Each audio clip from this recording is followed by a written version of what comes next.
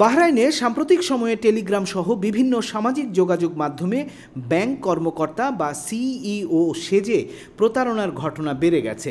দেশটির general directorate of anti corruption and economic and electronic security জানিয়েছে, প্রতারক চক্রগুলো টেলিগ্রামে ভুয়া গ্রুপ খুলে নিজেদের নামের পাশে সুপরিচিত ব্যাংকের পরিচয় যুক্ত করছে। এরপর তারা ভুক্তভোগীদের সাথে ব্যক্তিগতভাবে যোগাযোগ করে বিনিয়োগ পুরস্কার কিংবা দ্রুত লাভের প্রলোভন দেখিয়ে ব্যাংকিং তথ্য, জাতীয় পরিচয়পত্র বা পাসপোর্টের কপি নিতে চেষ্টা করে। দ্য ডেইলি ট্রিবিউন এই খবর দিয়েছে। খবরে বলা হয়েছে, অনেকেই অচেনা ব্যক্তির প্রতি বিশ্বাস দেখিয়ে নিজের ব্যাংক অ্যাকাউন্ট বা ওটিপি শেয়ার করে আর্থিক ক্ষতির শিকার হচ্ছেন। এমন ঘটনায় অপরাধীরা ব্যবহারকারীদের ব্যক্তিগত তথ্য কাজে লাগিয়ে তাদের অ্যাকাউন্ট থেকে টাকা তুলে নিচ্ছে বা অনলাইন জালিয়াতির মাধ্যমে অন্যের নামে প্রতারণা করছে। কর্তৃপক্ষ দেশটির বাসিন্দা ও প্রবাসীদের সতর্ক করে বলেছে, কোনো অজানা ব্যক্তি বা প্রতিষ্ঠানের সঙ্গে আর্থিক তথ্য শেয়ার করা থেকে বিরত থাকতে হবে, কেননা ব্যাংকের কর্মকর্তারা এমনভাবে কাজ করে না। পাশাপাশি সন্দেহজনক বার্তা, কল বা টেলিগ্রাম গ্রুপে দেখা মাত্রই তা বাহরাইন সাইবার ক্রাইম ইউনিটে রিপোর্ট করার জন্য অনুরোধ জানানো হয়েছে।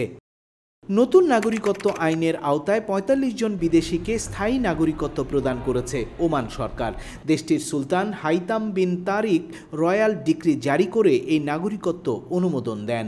গালফ নিউজ এই খবর দিয়েছে। খবরে বলা হয়েছে, চলতি বছরের ফেব্রুয়ারিতে কার্যকর হওয়া নতুন ওমানি নাগরিকত্ব আইনের আওতায় এবারই প্রথম নাগরিকত্ব প্রদান করা হলো। এই আইনে নাগরিকত্বের যোগ্যতা, আবেদন প্রক্রিয়া ও শর্ত আরও স্পষ্টভাবে নির্ধারণ করা হয়েছে, যাতে দেশটির সামাজিক স্থিতিশীলতা ও অর্থনৈতিক উন্নয়নে অবদান রাখা ব্যক্তিরা অগ্রাধিকার পান। ওমানে আছে ৩.৫ লাখ বাংলাদেশি। এ খবর তাদের জন্য অনুপ্রেরণার। নতুন আইনের আওতায় নাগরিকত্ব পাওয়া যাবে ৩টি পথে: জন্মসূত্রে, বিবাহের মাধ্যমে এবং ন্যাচারালাইজেশন বা স্বাভাবিককরণ প্রক্রিয়ার মাধ্যমে। তবে একই সঙ্গে দুই দেশের নাগরিকত্ব রাখা যাবে না ওমানে, শুধুমাত্র বিশেষ অনুমোদনের ক্ষেত্রে ব্যতিক্রম হতে পারে। আইনে আরও বলা হয়েছে, যারা অন্য দেশের নাগরিকত্ব গ্রহণ করবে তারা স্বয়ংক্রিয়ভাবে ওমানি নাগরিকত্ব হারাবে। সরকারি সূত্র জানিয়েছে, নতুন নাগরিকত্ব পাওয়া এই ৪৫ জন এমন ব্যক্তি যারা দীর্ঘদিন ধরে ওমানে বসবাস করছেন এবং দেশটির উন্নয়ন, সমাজ ও অর্থনীতিতে উল্লেখযোগ্য অবদান রেখেছেন। কুয়েতের মাঙ্গাফ এলাকায় বিপুল পরিমাণ মাদকসহ এক এশিয়ান প্রবাসীকে আটক করেছে দেশটির মাদক নিয়ন্ত্রণ বিভাগ। অভিযানে তার কাছ থেকে উদ্ধার হওয়া প্রায় ৬ কেজি হেরোইন এবং ৪ কেজি অন্যান্য মাদক পাওয়া যায়, যার আনুমানিক বাজার মূল্য ১,৭০,০০০ কুয়েতি দিনার বা ৬.৫ কোটি টাকারও বেশি। আরব টাইমস এই খবর দিয়েছে। খবরে বলা হয়েছে, তদন্ত সূত্রে জানা যায়, ওই প্রবাসী একটি আন্তর্জাতিক মাদক চক্রের সদস্য হিসেবে কাজ করছিল। সে সামাজিক যোগাযোগ মাধ্যম ব্যবহার করে মাদক কেনাবেচা এবং লেনদেনের স্থান নির্ধারণ করত, যাতে নিরাপত্তা বাহিনীর নজর এড়িয়ে কার্যক্রম চালানো যায়। দীর্ঘ পর্যবেক্ষণ এবং গোপন তথ্যের ভিত্তিতে কুয়েতি আইনশৃঙ্খলা বাহিনী সফল অভিযান চালিয়ে তাকে গ্রেফতার করে। দেশটির স্বরাষ্ট্র মন্ত্রণালয় জানিয়েছে, প্রবাসীটিকে প্রাথমিক জিজ্ঞাসাবাদের জন্য হেফাজতে নেওয়া হয়েছে এবং তার সঙ্গে জড়িত অন্য সহযোগীদের তারা খুঁজছে। এশিয়ান বলা হলেও এই মাদক কারবারি কোন দেশের নাগরিক তা প্রকাশ করা হয়নি।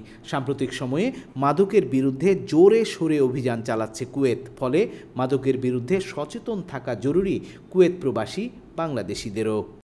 সৌদি আরবে অবৈধ কর্মীদের বিরুদ্ধে অভিযানে গত এক সপ্তাহে ২১,০০০-এরও বেশি অবৈধ প্রবাসী ও আইন ভঙ্গকারীকে আটক করেছে দেশটির নিরাপত্তা বাহিনী। সৌদি স্বরাষ্ট্র মন্ত্রণালয়ের তথ্য অনুযায়ী ২৩ থেকে ২৯ অক্টোবর পরিচালিত অভিযানে ১৩,৭৭৯ জনকে দেশটি থেকে বহিষ্কার করা হয়।